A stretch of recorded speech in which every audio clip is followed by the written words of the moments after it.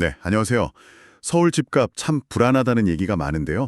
이 문제를 좀 빨리 해결해 보려고 소규모 정비 사업이라는 게 요즘 주목받고 있습니다. 네, 맞습니다. 오늘 저희가 서울경제 기사를 보면서 정부가 이걸로 어떻게 주택 공급 속도를 높이려고 하는지, 그게 또 당신께는 어떤 의미가 있을지 한번 깊이 들어가 보겠습니다. 네, 좋습니다. 특히 두 가지가 핵심인데요. 하나는 가로주택 정비 사업, 또 다른 하나면 도심 공공주택 복합 개발.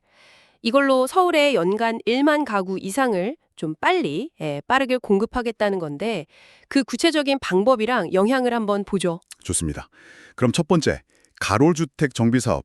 이게 뭐 1만 제곱미터 미만 노후 저층 주거지, 뭐 이런 곳을 빠르게 정비한다는데 일반 재개발이랑 딱 비교했을 때 속도가 빠르다고 했잖아요. 그 비결이 뭔가요? 아, 그게 핵심인데요.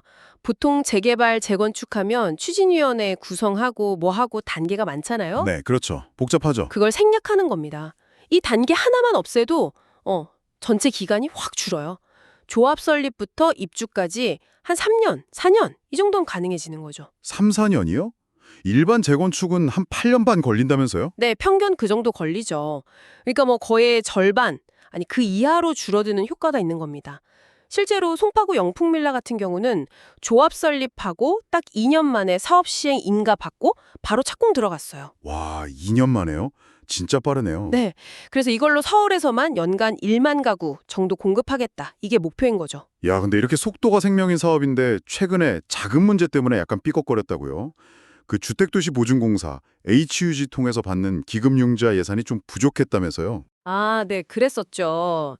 이게 금리가 엄청 낮거든요. 최저 1.9%니까 초기 사업비 조달에 아주 중요한데 이 돈줄이 좀 막힐 뻔한 거죠. 1.9%면 진짜 사업하는 입장에선 필수적이겠네요. 그럼요.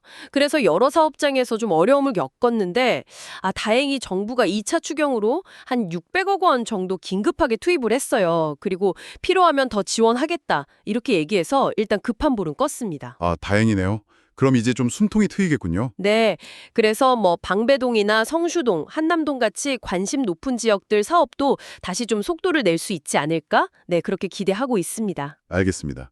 작은 문제가 해결된다니 다행이고요. 그럼 이제 다른 한 축, 도심 공공주택 복합 개발 사업. 이건 뭔가요? 이건 민간이 하기 좀 어려운 낡은 도심 지역을 LH 같은 공공기관이 직접 나서는 방식이죠? 맞습니다. 2021년에 도입됐는데 솔직히 말하면 그동안 추진 속도가 좀 더뎠어요. 아, 그랬군요. 네. 그래서 이제 정부가 좀 속도를 내려고 뭐랄까 사업성을 높여주는 당근들을 좀 확실하게 주기로 했습니다. 반근이요. 예를 들면 어떤 거죠? 예를 들면 그 상가 같은 비주거시설 비율이 있잖아요. 그거 요건을 좀 완화해주거나 아니면 용적률 인센티브를 더 준다거나 이렇게 해서 민간 참여를 좀 유도하고 속도를 내려는 거죠. 아하. 중랑구 사가정역 인근 사업이 대표적인 사례인데 이미 후보지로 지정된 물량만 해도 꽤 많습니다. 한 2만 3천 가구 정도 돼요. 2만 3천 가고요. 와. 근데 여기서 좀 재밌는 시도가 있더라고요. 인천 재물토역 북쪽 사업. 여기는 리츠 방식을 쓴다고요? 그 부동산 투자 신탁 그거 맞죠? 네, 정확합니다. 리츠. 여러 투자자들한테서 돈을 모아서 부동산에 투자하고 수익을 나눠주는 방식이잖아요. 네. 이걸 공공주택 사업 자금 조달에 한번 써보겠다는 거예요. 인천 재물포역 북축 사업이 한 3,500가구 정도 되는데 여기서 시도하는 거죠. 이게 잘 되면 잘 되면 공공 재정 부담도 줄이면서 민간 자본 끌어들여서 사업 속도를 높이는 뭐 그런 새로운 길이 열릴 수도 있는 거죠. 그럼 당연히 서울 같은 다른 도심 복합 사업에도 확대될 가능성을 생각해 볼 수 있겠습니다. 그렇군요. 자금 조달 방식까지 새롭게 고민해서 속도를 내려고 하는 거네요. 네, 결국 보면 이 두 가지 전략, 가로주택 정비랑 도심 공공주택 복합 개발 전부 다 빨리 공급하자. 그리고 이미 있는 도심 땅을 활용하자. 이 두 가지 목표를 가지고 있는 거죠. 네. 아무래도 시간 오래 걸리고 절차 복잡한 대규모 재개발, 재건축만으로는 한계가 있으니까 당신이 선호할 만한 그런 도심 내 좋은 입지에 어떻게든 좀 빨리 주택을 공급하려는 정부 의지가 강하게 보이는 거죠. 그럼 이 모든 빠른 공급 전략들, 이게 이제 당신께는 궁극적으로 어떤 의미가 있을까요? 글쎄요. 단기적으로 보면 아마 서울 여기저기서 새 아파트, 새 주택 공급된다는 소식이 이전보다 좀 더 자주 들릴 것 같아요. 그쵸? 네, 그럴 가능성이 높죠.